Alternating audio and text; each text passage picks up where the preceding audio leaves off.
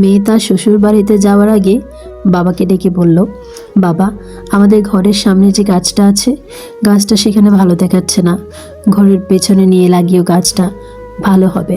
বাবা তখন বলল, না রে মা, গাছটা সেখান থেকে সরানো যাবে না, 4 বছর হলো গাছটার বয়স, গাছটা মাটির নিচে ছোট ছোট শিকড় দিয়ে রেখেছে, আমি যদি এখন গাছটা সেখান থেকে তুলে ফেলি তাহলে শিকড়গুলো কেটে যাবে, পেছনে নিয়ে লাগালে গাছটা মারা যাবে, বাঁচার কোনো সম্ভাবনাই নাই।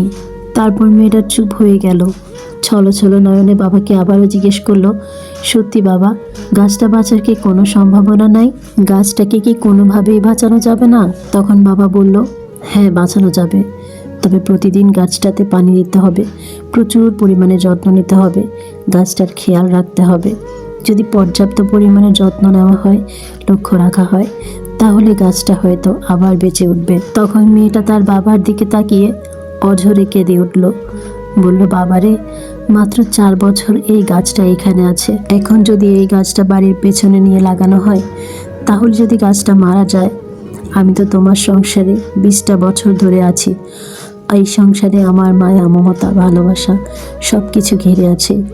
ওই গাছের শেকড়ের মতো আমাকে যে তুমি পাঠাচ্ছ স্বামীর ঘরে, সেখানেও তো আমি মারা যাব, আমি বাঁচবো না সেখানে। তুমি বলেছিলে গাছটার যদি পরিপূর্ণ যত্ন নেওয়া হয়, আদর ভালোবাসা দিয়ে প্রতিদিন গাছটাতে পানি দেওয়া হয়, পরিচর্যা করা হয়, তাহলে গাছটা হয়তো বেঁচে উঠবে।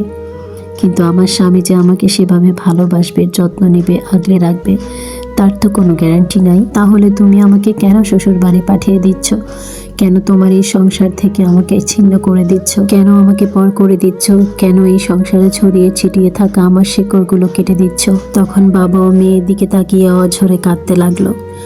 আসলে মেয়েদের জীবন আমরা যতটা সহজ মনে করি, ততটা সহজ কিন্তু নয়। মেয়েদের জীবন সত্যি অনেক কঠিন। জীবনের প্রায় অর্ধেকটা সময় একরকম কাটিয়ে হঠাৎ করে অন্যরকম একটা জীবনে পা দিতে হয়। পর সকল মানুষকে আপন করে নিতে হয়, অজানা অচেনা একটা জায়গায় নিজেকে খাপ খাইয়ে নিতে হয়। একটা চারা গাছকে বাঁচানোর জন্য যেমন পর্যাপ্ত পরিচর্যা করতে হয়, যত্ন নিতে হয়, ঠিক তেমনি যদি শ্বশুরবাড়ির মানুষগুলো কিংবা তার পাশের মানুষটাও তার সেভাবে যত্ন নেয়, তাহলে কিন্তু একটা মেয়ে খুব সহজেই তার নতুন জীবনটাকে নতুন করে সাজিয়ে নিতে পারে। আর যদি সে অবহেলা আর অযত্ন পায়, তাহলে সেই চারা গাছের মতো শুকিয়ে ধীরে ধীরে একদিন সেও মারা যাবে। ভিডিওটা ভালো লাগলে শেয়ার চাই।